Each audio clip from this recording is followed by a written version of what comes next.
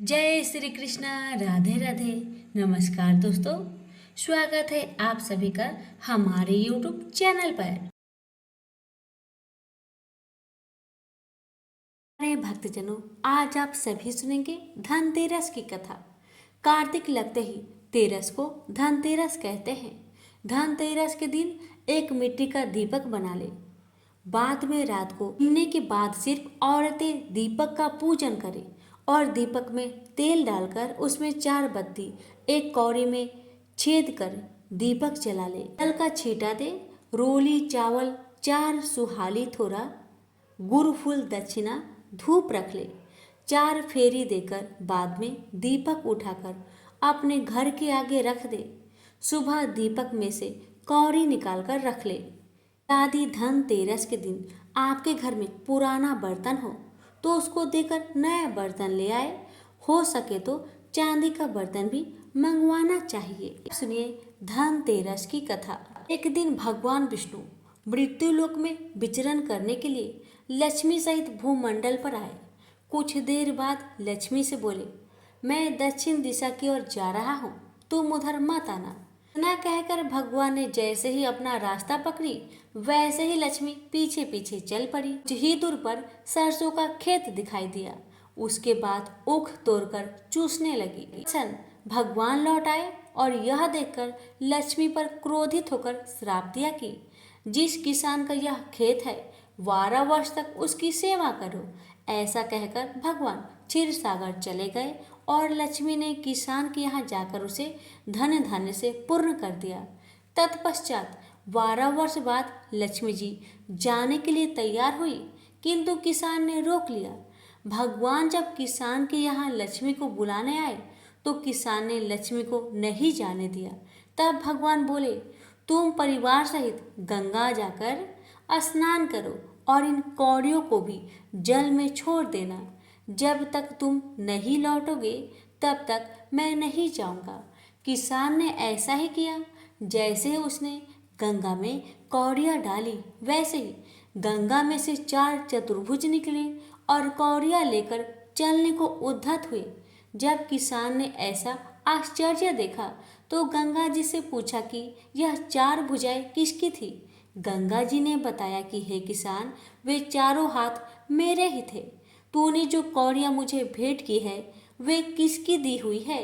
किसान बोला, मेरे घर में 2 सज्जन आए हैं, उन्होंने ही दिया है। गंगा जी बोली, तुम्हारे घर में जो स्त्री है वह लक्ष्मी है और पुरुष विष्णु भगवान है। तुम लक्ष्मी को न जाने देना, नहीं तो पुनः पहले की भांति निर्धन हो जाओगे। यह सुन अपने घर को लौटा और भगवान से बोला, मैं लक्ष्मी जी को जाने नहीं दूंगा। तब भगवान ने किसान को समझाया कि इनको मेरा श्राप था जो कि 12 वर्ष से तुम्हारी सेवा कर रही है। लक्ष्मी चंचल है, इनको बड़े बड़े नहीं रोक सके। किसान ने हठ पूर्वक पुनः कहा, नहीं, मैं लक्ष्मी जी को अब नहीं जाने दूंगा। इस पर लक्ष्मी जी ने स्वयं कहा कि हे किसान, यदि तुम मुझे रोकना चाहते हो तो सुनो, कल 13 से तुम अपना घर स्वच्छ रखो। रात्रि में घी का दीपक जलाकर रखना। जब मैं तुम्हारे घर आऊंगी उस समय तुम मेरी पूजा करना, किंतु मैं तुम्हें दिखाई नहीं दूंगी। किसान ने कहा, ठीक है, मैं ऐसा ही करूंगा। इतना कहा और सुन लेने के बाद लक्ष्मी जी 10 दिशाओं में फैल गई। भगवान देखते ही रह गए। दूसरे दिन किसान ने लक्ष्मी जी के कथानुसार पूजन किया। उसका घर धन्य धान्य से पूर्ण हो गया। इसी भांति वह हर वर्ष तेरस के दिन लक्ष्मी जी का पूजा करने लगा। उस किसान को ऐसा करते देखकर कितने ही लोगों ने पूजा करना शुरू कर दिया। प्रेम से बोलिए, लक्ष्मी माता की जय, विष्णु भगवान की जय। एक बार यमराज ने अपने दूतों से प्रश्न किया, क्या प्राणियों के प्राण हरते समय तुम्हें किसी पर दया नहीं आती। यमदूत संकोच में पड़कर बोले, नहीं महाराज, हम तो आपकी आज्ञा का पालन करते हैं, हमें दया भाव से क्या प्रयोजन। यमराज ने फिर प्रश्न दोहराया, संकोच मत करो, यदि कभी तुम्हारा मन पसी जाए तो निडर होकर कह डालो। तब यमदूतों ने कहा, सचमुच एक ऐसी घटना घटी है जब हमारा हृदय कांप गया। हंस नाम का एक राजा एक दिन शिकार के लिए गया। वह जंगल में अपने साथियों से बिछुड़कर भटक गया और दूसरे राजा की सीमा में चला गया। वहां के शासक हेमा ने राजा हंस का बड़ा सत्कार किया। किसी दिन राजा हेमा की पत्नी ने एक पुत्र को जन्म दिया। ज्योतिषियों ने नक्षत्र गणना करके बताया कि यह बालक विवाह के 4 दिन बाद मर जाएगा। राजा हंस के आदेश से उस बालक को यमुना के तट पर एक गुफा में ब्रह्मचारी रूप में रखा गया। उस तक स्त्रिया की छाया भी ना पहुंचने दी, किंतु विधि विधान से तो अडिंग होता है। संयोगात एक दिन राजा हंस की राजकुमारी यमुना के तट पर निकल गई और उसने उस ब्रह्मचारी बालक से गंधर्व विवाह कर लिया। चौथा दिन आया और राजकुंवर मृत्यु को प्राप्त हुआ। उस नव परिणीता का करुणा विलाप सुनकर हमारा हृदय कांप गया। ऐसी सुंदर जोड़ी हमने कभी भी ना देखी थी। वे कामदेव तथा रति से कम ना थे। इस युवक को कालग्रस्त करते समय हमारे आंसू भी थम ना पाए थे। यमराज ने द्रवित होकर कहा, क्या किया जाए, विधि के विधान की मर्यादा हेतु ऐसा अप्रिय कार्य करना पड़ा। तब दूत के पूछने पर यमराज ने अकाल मृत्यु से बचने का उपाय बताते हुए कहा, धनतेरस के दिन पूजन एवं दीपदान को विधि पूर्वक पूर्ण करने से अकाल मृत्यु से छुटकारा मिलता है। जहाँ जहाँ जिस जिस घर में यह पूजन होता है वहाँ अकाल मृत्यु का भय पास नहीं फटकता। इसी घटना से धनतेरस के दिन धन्वंतरी पूजन सहित दीपदान की प्रथा का प्रचलन हुआ। प्रेम से बोलिए धर्मराज भगवान की जय। अब सुनिए भगवान धन्वंतरी की कथा। पौराणिक कथाओं के अनुसार एक समय असुरों की शक्ति इतनी बढ़ गई कि उन्होंने देवताओं को सताना प्रारंभ कर दिया। परेशान देवगण भगवान विष्णु के शरण में पहुंचे, जहां विष्णु जी ने समुद्र मंथन की योजना बनाई। देव व दैत्य दोनों मिलकर समुद्र का मंथन किया, जिसके फलस्वरूप समुद्र से 14 रत्न निकले, जिसमें लक्ष्मी जी, कौस्तुभ मणि, कल्प वृक्ष, मदिरा, अमृत कलश धारी भगवान धन्वंतरी, अप्सरा, उच्च सर्वा नाम का घोड़ा, विष्णु जी का धनुष, 5 जन्य शंख, विष, कामधेनु, चंद्रमा व ऐरावत हाथी शामिल थे। समुद्र मंथन से सबसे पहले हलाहल विष की प्राप्ति हुई, जिसे भगवान शिव ने अपने कंठ में धारण किया। इसी प्रकार एक एक कर समुद्र में 16 रत्न निकले। अमृत प्राप्ति का श्रेय भगवान धन्वंतरी जी के भाग्य में था। हाथ में आयुर्वेद शस्त्र, वनस्पति औषधि व अमृत लिए रत्न आभूषण व वनमाला से सुसज्जित भगवान धन्वंतरी समुद्र से प्रकट हुए। अमृत का कलश देख देव व दैत्य दोनों प्रसन्न हुए। चालाक दैत्यों ने सुधा कुंभ अमृत कलश को झपट कर ले लिया। तभी भगवान ने विश्व मोहिनी माया का स्वरूप धारण कर राक्षसों को मोहित कर उन्हें मदिरा में ही व्यस्त कर दिया। इधर मौका पाकर देवताओं ने अमृत पान कर लिया, जिससे वे अतुल शक्ति संपन्न व अमर हो गए और दैत्यों पर विजय हासिल की। गरुड़ पुराण के अनुसार एक बार महायोगी नारद भगवान विष्णु के पास गए और अनेक व्याधियों से ग्रस्त प्राणियों के निरोग होने का उपाय पूछा।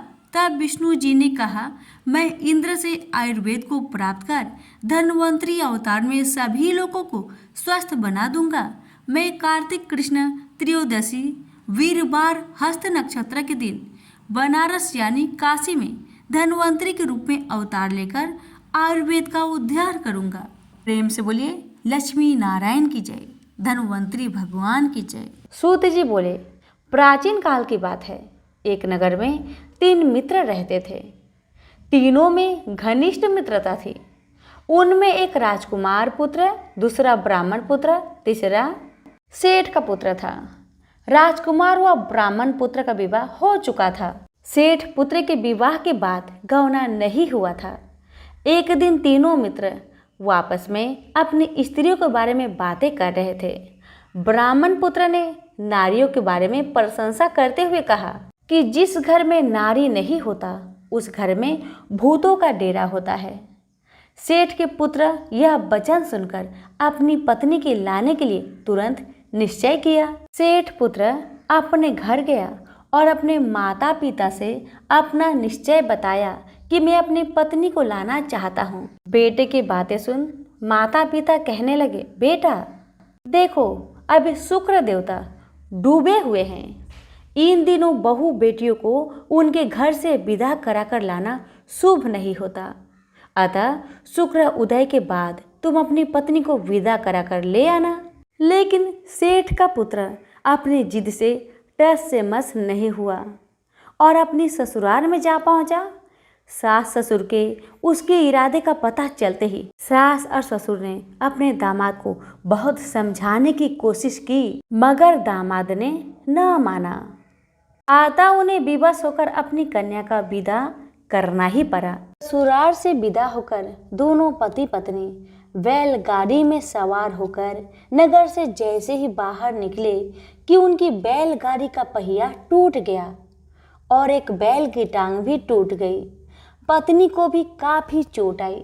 सेठ पुत्र ने आगे चलने का प्रयत्न जारी रखा, तभी डाकुओं से भेंट हो गई और वे धन धान्य लूट ले गए। सेठ का पुत्र पत्नी सहित रोता पिटता अपने घर पहुंचा। दुर्भाग्य, घर पहुंचते ही सेठ के पुत्र को सांप ने डस लिया। उसके पिता ने वैद्य को बुलवाया। उन्होंने देखने के बाद घोषणा की कि आपका पुत्र 3 दिन बाद मर जाएगा। उसी समय इस घटना का पता ब्राह्मण पुत्र को लगा। उसने सेठ से कहा कि आप अपने लड़के को पत्नी सहित बहू के घर वापस भेज दीजिए। यह सारी बाधाएं इसलिए आई है कि आपका पुत्र शुक्र अस्त में पत्नी को विदा करा लाया है। यदि यह वहां पहुंच जाए तो बच जाएगा। सेठ को ब्राह्मण पुत्र की बात जच गई और उन्होंने अपने पुत्र वधू और पुत्र को वापस लौटा दिया। वहां पहुंचते ही सेठ पुत्र की हालत ठीक होनी आरंभ हो गई। तत्पश्चात उन्होंने शेष जीवन सुख पूर्वक व्यतीत किया और अंत में वह पति पत्नी दोनों स्वर्ग लोक में गए। तो सभी प्रेम से बोलिए भोलेनाथ की जय। अब सुनिए माँ अन्नपूर्णा की कथा। भोलेनाथ के साथ साथ माता अन्नपूर्णा की कृपा पाने के लिए इनकी कथा को पूरा श्रवण जरूर करें। एक समय की बात है, काशी निवासी धनंजय की पत्नी का नाम सुलक्षणा था। उसे अन्य सब सुख प्राप्त थे, केवल निर्धनता ही उसके दुख का कारण था। यह दुख उसे हर समय सताता था। एक दिन सुलक्षणा पति से बोली, स्वामी आप कुछ उद्यम करो तो काम चले, इस प्रकार कब तक काम चलेगा। सुलक्षणा की बात धनंजय के मन में बैठ गया और वह उसी दिन विश्वनाथ शंकर जी को प्रसन्न करने के लिए बैठ गया और कहने लगा, हे देवाधिदेव विश्वेश्वर, मुझे पूजा पाठ कुछ नहीं आता, केवल आपके भरोसे बैठा हूँ।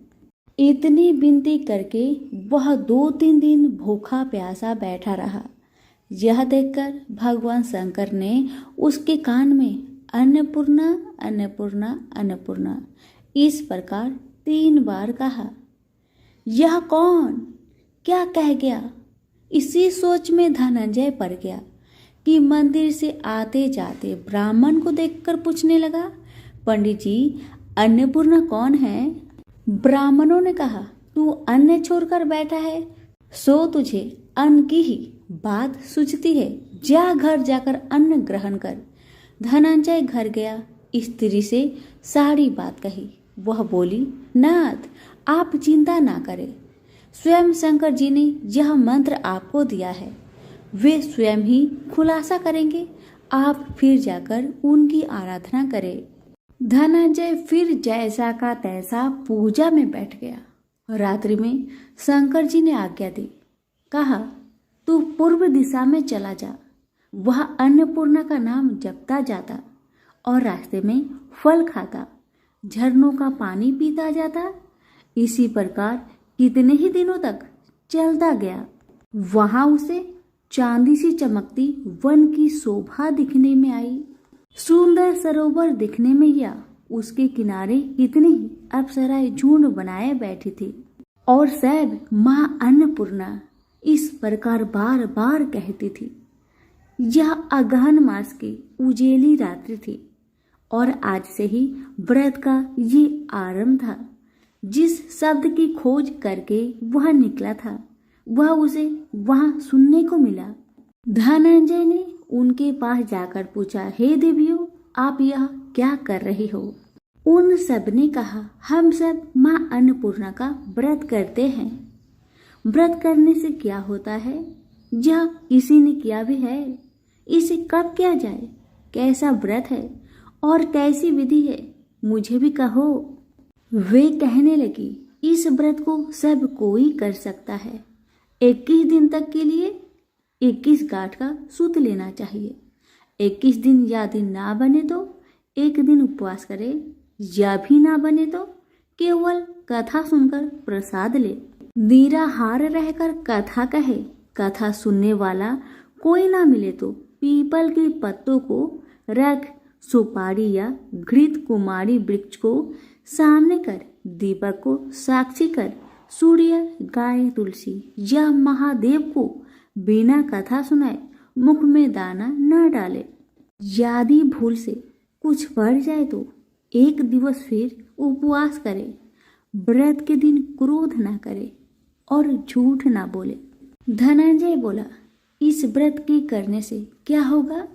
वे कहने लगी, इसके करने से अंधों को नेत्र मिले, लूलों को हाथ मिले, निर्धन के घर धन आए, बाझिन को संतान मिले, मूर्खों को विद्या आए।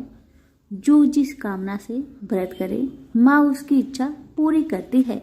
वह कहने लगा, बहनों, मेरे भी धन नहीं है, विद्या नहीं है, कुछ भी तो नहीं है। मैं तो दुखिया ब्राह्मण हूँ।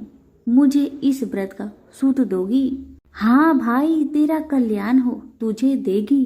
ले, इस व्रत का मंगल सूत्र ले। धनंजय ने व्रत किया। व्रत पूरा हुआ तभी सरोवर में से 21 खंड की स्वर्ण सीढ़ी हीरा मोती जड़ी प्रकट हुई। धनंजय जय अन्नपूर्णा अन्नपूर्णा कहता जाता था। इस प्रकार कितनी ही सीढ़ियां उतर गया तो क्या दिखता है कि करोड़ों सूर्य से प्रकाशमान अन्नपूर्णा माँ का मंदिर है। उसके सामने स्वर्ण सिंहासन पर माता अन्नपूर्णा विराजमान है। सामने भिक्षा हेतु शंकर भगवान खड़े हैं। देवगनाएं चंवर डुलाती है।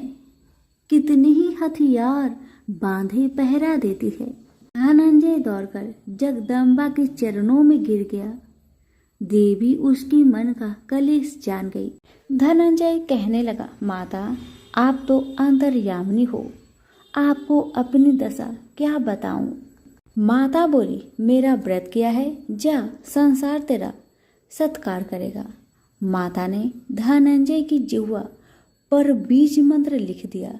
अब तो उसके रोम रोम में विद्या प्रकट हो गई। इतने में क्या देखता है कि वह काशी विश्वनाथ के मंदिर में खड़ा है। माँ का वरदान ले धनंजय घर आया। सुलक्षणा से सब बात कही। माता जी की कृपा से उसके घर में संपत्ति उमड़ने लगी। छोटा सा घर बहुत बड़ा गिना जाने लगा। जैसे शहद के पत्तों में मक्खियाँ जमा होती है, उसी प्रकार उनके सगे संबंधी आकर उसकी बड़ाई करने लगे। कहने लगे, इतना धन और इतना बड़ा घर, सुंदर संतान नहीं हो तो इस कमाई का कौन भोग करेगा? सुलक्षणा से संतान नहीं है, इसलिए तुम दूसरा विवाह करो। अनिच्छा होते हुए भी धनंजय को दूसरा विवाह करना पड़ा और सती सुलक्षणा को सौत का दुख उठाना पड़ा। इस प्रकार दिन बीतते गया। फिर अगहन मास आया। नए बंधन से बंधे पति से सुलक्षणा ने कहलाया कि हम व्रत के प्रभाव से सुखी हुए हैं, इस कारण यह व्रत छोड़ना नहीं चाहिए। यह माता जी का प्रताप है जो हम इतने संपन्न और सुखी है। सुलक्षणा की बात सुन धनंजय उसके यहाँ आया और व्रत में बैठ गया। नई बहू को इस व्रत की खबर नहीं थी। वह धनंजय की आने की राह देख रही थी। दिन बीतते गए और व्रत पूर्ण होने में 3 दिवस बाकी थे कि नई बहू को खबर पड़ी। उसके मन में ईर्ष्या की ज्वाला दहक रही थी। सुलक्षणा के घर आ पहुंची और उसने वहां भगदड़ मचा दी। वह धनंजय को अपने साथ ले गई। नए घर में धनंजय को थोड़ी देर के लिए निद्रा ने आ दबाया। इसी समय नई बहू ने उसका व्रत का सूत तोड़कर आग में फेंक दिया। अब तो माता जी का कोप जाग गया। घर में अकस्मात आग लग गई। सब कुछ जलकर खाक हो गया। सुलक्षणा जान गई और पति को फिर अपने घर ले आई। नई बहू उठकर पिता के घर जा बैठी। पति को परमेश्वर मानने वाली सुलक्षणा बोली, नाथ घबराना नहीं, माता जी की कृपा अलौकिक है। पुत्र कुपुत्र हो जाता है पर माता कुमाता नहीं होती। अब आप श्रद्धा और भक्ति से आराधना शुरू करो, वे जरूर हमारा कल्याण करेगी। धनंजय फिर माता के पीछे पड़ गया। फिर वही सरोवर सीढ़ी पर कट हुई। उसमें माँ अन्नपूर्णा कहकर वह उतर गया। वहां जा माता जी के चरणों में रुदन करने लगा। माता प्रसन्न हो बोली, यह मेरी स्वर्ण की मूर्ति ले, उसकी पूजा करना, तू फिर सुखी हो जाएगा। जा, तुझे मेरा आशीर्वाद है। तेरी स्त्री सुलक्षणा ने श्रद्धा से मेरा व्रत किया है, उसे मैंने पुत्र दिया है। धनंजय ने आंखें खोली तो खुद को काशी विश्वनाथ के मंदिर में खड़ा पाया। वहां से फिर उसी प्रकार घर को आया। इधर सुलक्षणा के दिन चढ़े और महीने पूरे होते ही पुत्र का जन्म हुआ। गांव में आश्चर्य की लहर दौड़ गई। मानता आने लगा। इस प्रकार उसी गांव के निसंतान सेठ के पुत्र होने पर उसने माता अन्नपूर्णा का मंदिर बनवा दिया। उसमें माताजी धूमधाम से पधारी, यज्ञ किया और धनंजय को मंदिर का आचार्य का पद दे दिया। जीविका के लिए मंदिर की दक्षिणा और रहने के लिए बड़ा सा सुंदर भवन दिया। धनंजय स्त्री पुत्र सहित वहां रहने लगा। माताजी की चढ़ावे में भरपूर आमदनी होने लगी। उधर नई बहू के पिता के घर डाका पड़ा, सब लूट गया। वे भीख मांगकर पेट भरने लगे। सुलक्षणा ने यह सुना तो उन्हें बुलावा भेजा, अलग घर में रख लिया और उनके अन्न वस्त्र का प्रबंध कर दिया। धनंजय, सुलक्षणा और उसका पुत्र माताजी की कृपा से आनंद से रहने लगे। माताजी ने जैसे इनके भंडार भरे वैसे सबके भंडार भरे। प्रेम से बोलिए अन्नपूर्णा माता की जय हो। एक गांव में एक माँ और उसकी छोटी सी बेटी रहा करती थी। एक दिन बिटिया रानी अपने माँ से कहने लगी, माँ सभी लोग मेला देखने जा रहे हैं, मुझे भी जाना है, मुझे जाने दो ना माँ। बिटिया की बात सुनकर माँ ने कहा, बेटी तुम छोटी हो, अगर मेले में जाओगी तो वहाँ पर बहुत भीड़ होगा, तुम गिर जाओगी, तुम्हें चोट लग जाएगी। लड़की ने अपनी माता की बात नहीं सुनी और मेला जाने के लिए तैयार होने लगी। बिटिया को जाने से पहले माता ने कहा, ठीक है, अगर तुम जाना ही चाहती हो तो लो, ये घी की बनी लड्डू है जो गणेश जी को अति प्रिय है, तुम ले जाओ। इसमें से एक लड्डू गणेश जी को खिला देना और एक लड्डू तुम खा लेना। और ये रहा पानी, गणेश जी को लड्डू खिलाने के बाद उन्हें पानी पिलाना बिल्कुल भी मत भूलना, और जो पानी बच जाए उस पानी को तुम भी पी लेना। लड़की लड्डू और पानी लेकर गणेश मेले में चली गई। सभी गांव वाले गणेश मेले में घूमे फिरे, सभी लोग वापस चले आए, पर वह बच्ची मेले से वापस नहीं आई। वह बच्ची गणेश जी की मूर्ति के पास जाकर बैठ गई और कहने लगी, गणेश जी, एक लड्डू और पानी आपके लिए है और बाकी जो बचेगा वो मेरे लिए है। इस तरह कहते कहते सारी रात बीत गई। बेचारी लड़की गणेश जी की मूर्ति के पास बैठी ही रही। यह देखकर गणेश जी सोचने लगे कि अगर मैंने यह बच्ची की लड्डू और पानी नहीं खाया तो बेचारी अपने घर जाएगी ही नहीं। अब तो गणेश जी को मजबूरन उस बच्ची के पास अपना भेष बदलकर आना पड़ा और उस लड़की के हाथों से एक लड्डू लेकर खा लिया और साथ में थोड़ा पानी भी पी लिया और कहने लगे, बिटिया, ये लड्डू बहुत ही स्वादिष्ट थे, मुझे खाकर बहुत आनंद आ गया, मैं बहुत प्रसन्न हूँ, तुम वर मांगो मुझसे, तुम क्या चाहती हो।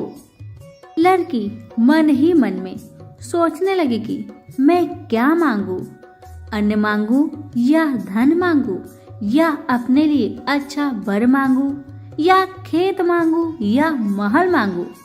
बेचारी यह सब वह अपनी मन में सोच ही रही थी तो गणेश जी उनकी मन की बात को जान गए। गणेश जी उस लड़की से बोले, जाओ बेटी, तुमने जो मन में सोचा है तुम्हें वह सब मिल जाएगा। अब लड़की बहुत ही प्रसन्न मन से अपने घर को आई तो माँ ने पूछा, बेटा, तुम इतनी लेट क्यों लगा दी। तब बिटिया ने कहा, माँ, आपने जैसा कहा था मैंने वैसा ही किया है। और देखते ही देखते लड़की ने जो भी अपने मन में सोचा था वह सब कुछ उसे मिल गया। तो सभी प्रेम से बोलिए, विनायक जी की जय हो, गणेश जी की जय हो। कथा यहीं पर समाप्त हुई। धन्यवाद।